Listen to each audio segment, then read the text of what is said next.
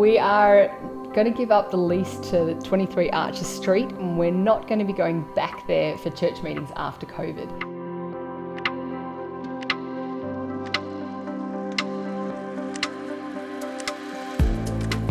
COVID's really enabled us to think differently about what does church look like, where do we meet, where are we going, who are we as a family. It's really given us an opportunity to think about how do we want to shape church.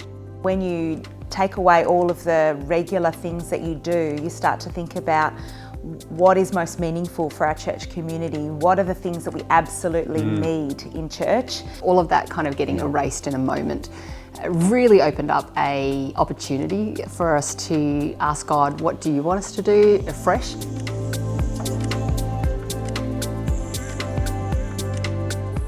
No one could have foreseen COVID. No one could have foreseen what was going to happen this year, but God knew. We had a bit of an inkling that it was going to sort of change the way that we did church.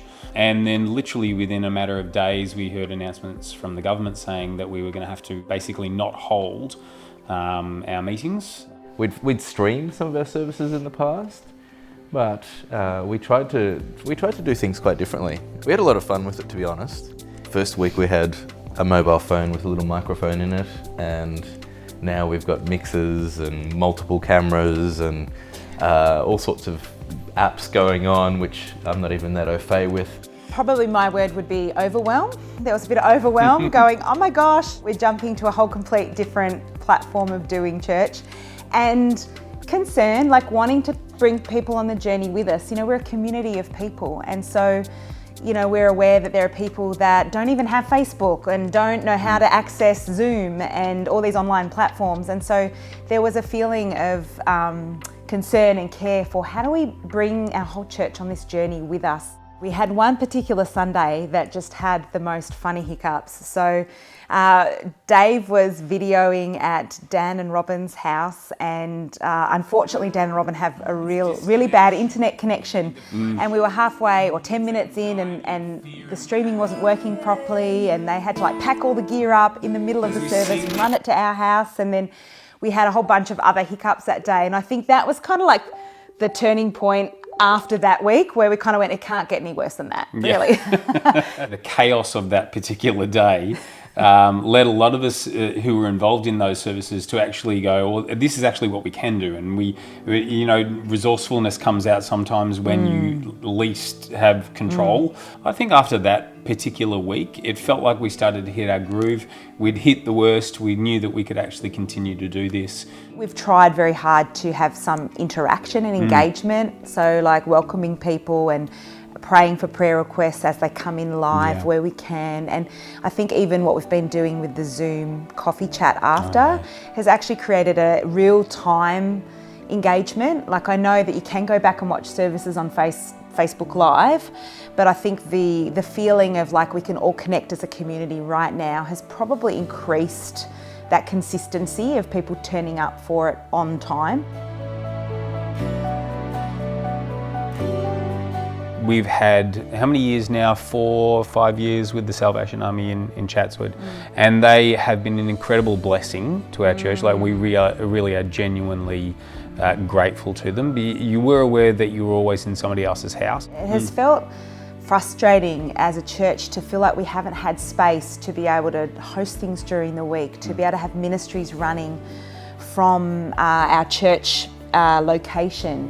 We had to make a decision of, do we continue staying in the Salvos, paying rent there while we can't use the building, or is this a time where we could actually prepare ourselves for something new? We felt like there was a real faith leap though, because we don't have another lease locked in. We don't have another spot locked in. We're locked in with being online at the moment, but we realise that eventually we're going to land back in a physical space. And we don't have that sorted. And so I guess we had this wrestle of, is it wise and safe to give up our lease when we don't actually have another one yet? Or is that part of the faith journey that God's got us on? And we felt like we needed to actually do a faith step, and that this was it. It was to say we're gonna do something definitive. We're actually gonna break the tie with the old place. and we're going to start proactively saving and planning and really investing towards a next space. I guess we've never really felt that tied to the building is not the church, you know, the people really are the church. All the relationships are still really solid, our vision together is really solid, we're still the church. And I think that really was highlighted, I guess, and it was nice to know that we're not all about the building. It's nice that, that it really didn't, I don't think people really broke stride. People have gone, this feels right, this feels like God, this feels really good.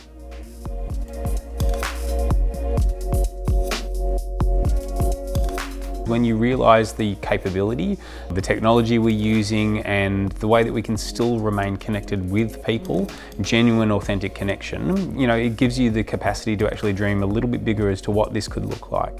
It's been an interesting kind of time frame because we're in between two worlds right now. We can meet and yet we can't all meet. I think that has been our biggest challenge as a global church with a global pandemic on, has been how do we process the do not neglect meeting together question. The risk was that we all became quite isolated in our faith journeys and that we didn't do the brothers and sisters caring for one another, being family side of the journey. Term 3, we're encouraging home churches. We're going to do the same streaming of the service with Facebook Live, but we're going to split people into either the online church or home churches and have them meet in groups of under 20 in homes around the city. We found the families with kids, trying to work out how to structure that with the kids and how to get that chaos of having people around with multiple families with kids all trying to do something structured together.